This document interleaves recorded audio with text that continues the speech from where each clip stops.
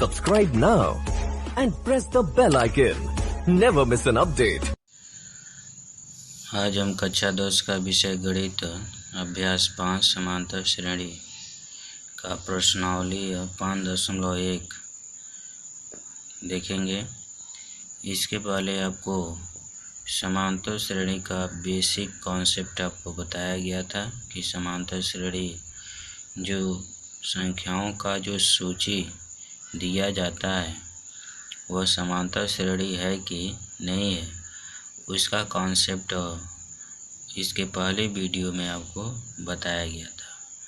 यह समांतर श्रेणी का सेकेंड भाग है यानी सेकेंड वीडियो है और इस वीडियो में आपको प्रश्नावली से संबंधित क्वेश्चन को बताया जाएगा, जिसमें पहला प्रश्न दिया गया है, निम्नलिखित स्थितियों में से किन स्थितियों में संबंध संख्याओं की सूची समांतर श्रेणी है और क्यों है।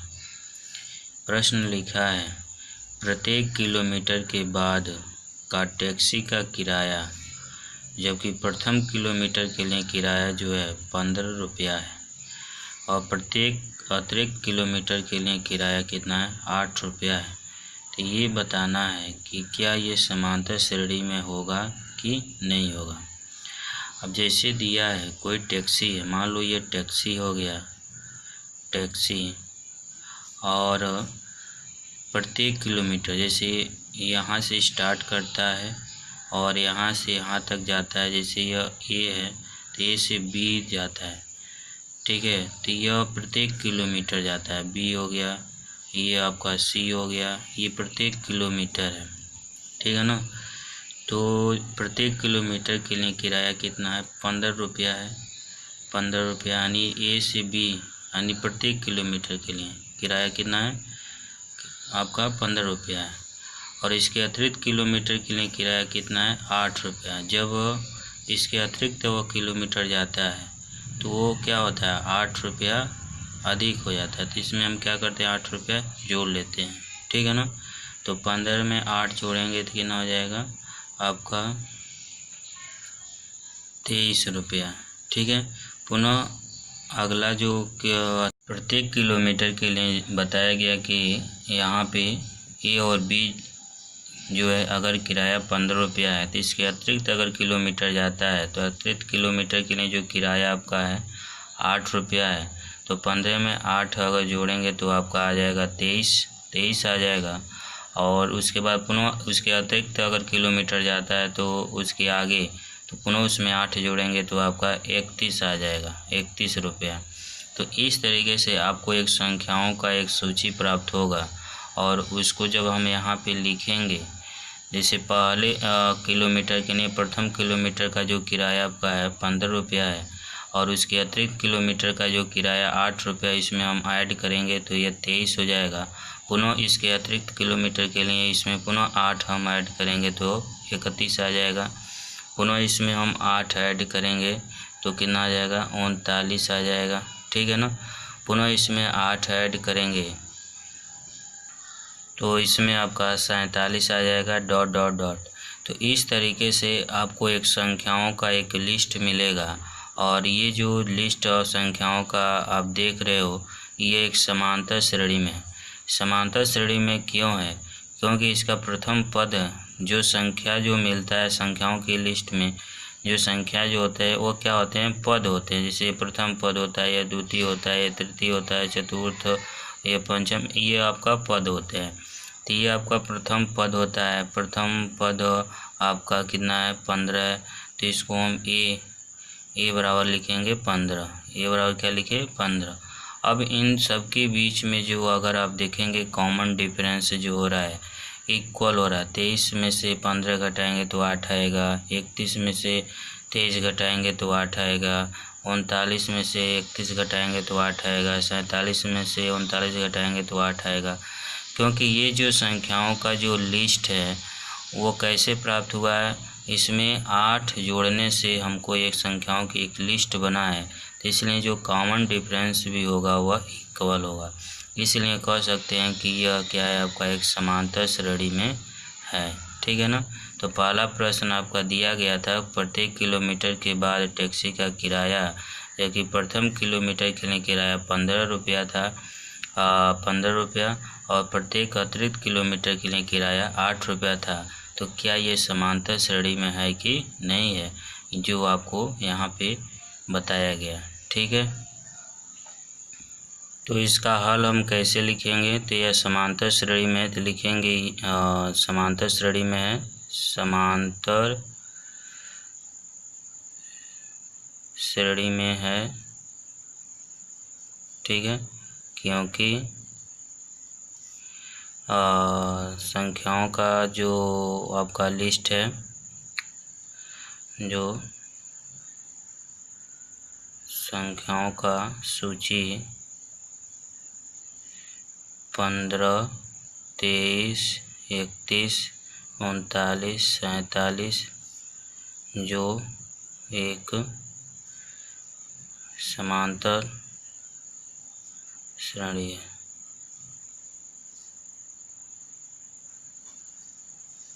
यह इसका आंसर हो जाएगा। अगला प्रश्न है कि प्रत्येक मीटर की खुदाई के बाद एक कुआं खोदने में आई लागत, जिसे दिया गया है कोई कुआं खोदा जा रहा है और उस कुएं की खुदाई में जो लागत लग रहा है वो किस प्रकार है। प्रथम मीटर की खुदाई में लागत 150 रुपया है। अगर प्रथम मीटर यानी 1 मीटर की खुदाई किया जा रहा है तो उसका लागत कितना लग रहा है, 150 रुपया लग रहा है। बाद में प्रत्येक मीटर खुदाई की लागत 50 रुपया बढ़ती जाती है।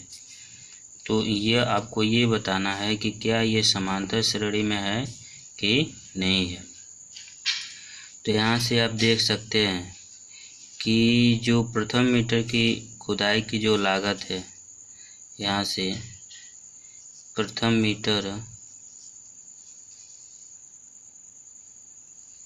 खुदाई की लागत 150 रुपया और प्रत्येक मीटर की खुदाई की लागत, अब जैसे जैसे खुदाई होता जाता है तो इसके प्रत्येक मीटर की खुदाई में 50 रुपये की क्या होती है, वृद्धि होती जाती है, यानी बढ़ती जाती है। तो अगर इसको हम लिखना चाहें, एक संख्याओं का एक सूची अगर बनाना चाहें तो किस प्रकार बनेगा।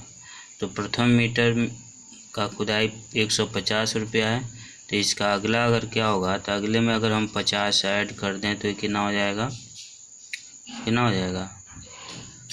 200 हो जाएगा। ठीक है ना। पुनः इसमें हम 50 ऐड कर दें तो कितना हो जाएगा, 250 हो जाएगा। पुनः इसमें 50 ऐड कर दें कितना हो जाएगा, 300 हो जाएगा। ऐसे ऐड करते जाएं 350 हो जाएगा। तो 50 जब हम ऐड करते जाएंगे तो हमको एक संख्याओं का एक लिस्ट मिलेगा। ठीक है ना।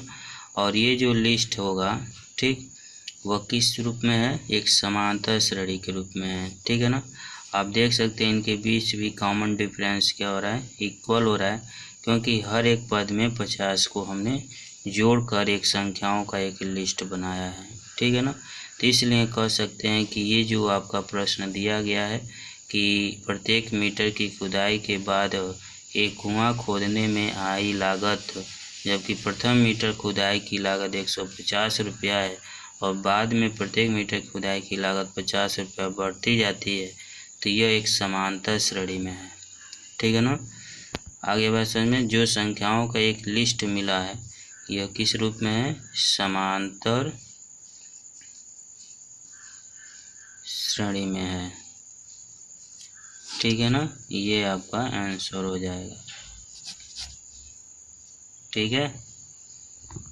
हमारा अगला प्रश्न है, दी हुई एपी यानी समांतर श्रेणी के प्रथम 4 पद लिखिए, जबकि प्रथम ए और सार्वंतर डी निम्नलिखित हैं। जैसे यहाँ पे 5 प्रश्न दिया गया है, इन 5 प्रश्न में ए और डी का मान दिया गया है, यानी प्रथम पद और सार्वंतर यानी कॉमन डिफरेंस दिया गया है। अब इनके माध्यम से हमको समांतर श्रेणी के प्रथम 4 पद को लिखना है। ठीक है ना। तो चलिए यहाँ पे पहले प्रश्न को हम सॉल्व करते हैं। ए बराबर 10 दिया है और डी बराबर क्या दिया है, 10 दिया है। तो प्रथम हमको 4 पद लिखना है। तो प्रथम मानी A1, तो A1 ए होता है, और A2 क्या होता है, A प्लस डी होता है, और A3 क्या होता है, A प्लस 2D होता है, और A4 क्या होता है, A प्लस 3D होता है। तो यहाँ से हम 4 पद निकाल लेंगे। A का मान क्या है, 10 है।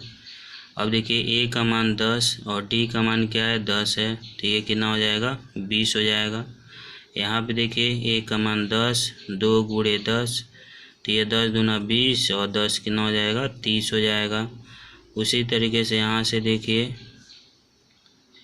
यहाँ पे A का मान कितना है, 10 हो जाएगा, और 3 इंटू आपका हो जाएगा 10, तो यह गुणा कर लेंगे, 10 3 30 और 10 कितना हो जाएगा, 40।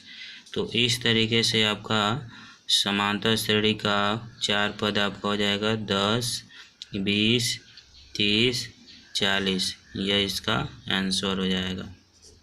ठीक, चलिए दूसरा प्रश्न देखिए। ए बराबर दिया है -2 और डी बराबर क्या दिया है, 0 दिया है।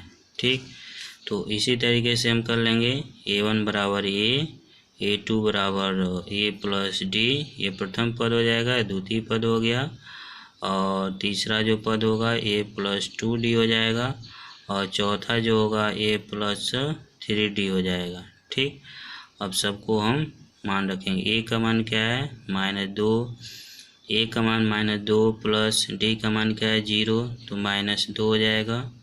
पुनः यहाँ पे A का मान क्या है, -2 और 2 गुणे 0, तो ये भी आपका क्या आएगा, -2 आएगा। और इसी प्रकार यहाँ भी -2 प्लस 3 गुणे 0, तो आएगा -2। तो यहाँ से इसका समांतर श्रेणी जो बनेगा -2, -2, -2, -2, यह इसका आंसर हो जाएगा। ठीक है, चलिए अब तीसरा प्रश्न इसका देखते हैं क्या दिया है। A बराबर 4 और D बराबर -3 दिया है। तीसरा प्रश्न है A बराबर 4 और D बराबर -3, तो यहाँ भी हम लिखेंगे A1 बराबर A, A2 बराबर A प्लस D, और A3 बराबर A प्लस 2D, और A4 बराबर A प्लस 3D। अब यहाँ से आप इसको सॉल्व करेंगे, 4 पद आपको ज्ञात हो जाएगा। A का मान क्या है, 4 है, पहला पद तो ज्ञात हो गया, और दूसरा पद है 4 प्लस -3, तो यहाँ से आपका आएगा कितना, 1 आएगा। ठीक है ना, यहाँ से 4 प्लस 2 गुणे -3, तो इस यहाँ से 3 दूना 6, ठीक है, 3 दूना 6, -6 होगा, -6 और घटाएंगे तो आएगा -2 आएगा। ठीक है, यहाँ से 4 प्लस 3 गुणे -3, 3 3 का 9, -9 होगा, और -9 में से 4 घटाएंगे तो -5 आ जाएगा। तो यहाँ से आपको एक समांतर श्रेणी जो मिलेगा 4, 1, -2, -5 आंसर। ठीक, अगला हमारा चौथा प्रश्न है। A बराबर -1 और D बराबर 1/2 है। तो A1 बराबर A, A2 बराबर A प्लस D, A3 बराबर A प्लस 2D, और A4 बराबर A प्लस 3D। तो चलिए अब इसका हम निकालते हैं। A का मान क्या है, -1 है, और इसके बाद से तो पहला पद हो गया आपका, दूसरा पद निकालेंगे A प्लस D है, तो -1 प्लस 1/2, तो इसको सॉल्व करेंगे तो 1/2, -1/2 आएगा। ठीक है ना, पुनः यहाँ पे A का मान -1 प्लस 2 इंटू 1/2, D का मान 1/2 है, 2 से 2 कट जाएगा, तो ये आ जाएगा 0 आ जाएगा। -1 प्लस 3 इंटू 1/2, तो यहाँ से आपका आ जाएगा 1/2 आ जाएगा। ठीक है ना, तो यहाँ से आपको समांतर श्रेणी जो मिलेगा -1, -1/2, 0, 1/2, यह इसका आंसर हो जाएगा। ठीक है, अगला हमारा प्रश्न है। A बराबर -1.25, D बराबर -0.25 है। तो इसके भी हमको समांतर श्रेणी का 4 पद हमको ज्ञात करना है। तो ये A1 बराबर A2 बराबर A प्लस डी, A3 बराबर A प्लस 2D, A4 बराबर A प्लस 3D। तो ए का मान -1.25 और सेकेंड हमारा जो पद है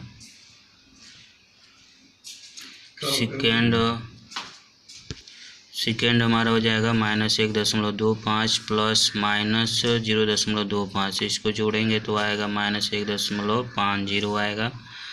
थर्ड हमारा हो जाएगा -1.25 ए का मान है और 2 इंटू डी है तो 2 गुणे हो जाएगा -0.25। इसको सॉल्व करेंगे तो आएगा -1.75 आएगा। चौथा हमारा पद हो जाएगा -1.25 और प्लस 3 गुणे -0.25। इसको सॉल्व करेंगे तो -2.0 ये आ जाएगा। तो इस प्रकार हमको एक समांतर श्रेणी के 4 पद हमको मिल जाएंगे -1.25, -1.50, -1.75, -2.0। तो यह इसका आंसर हो जाएगा।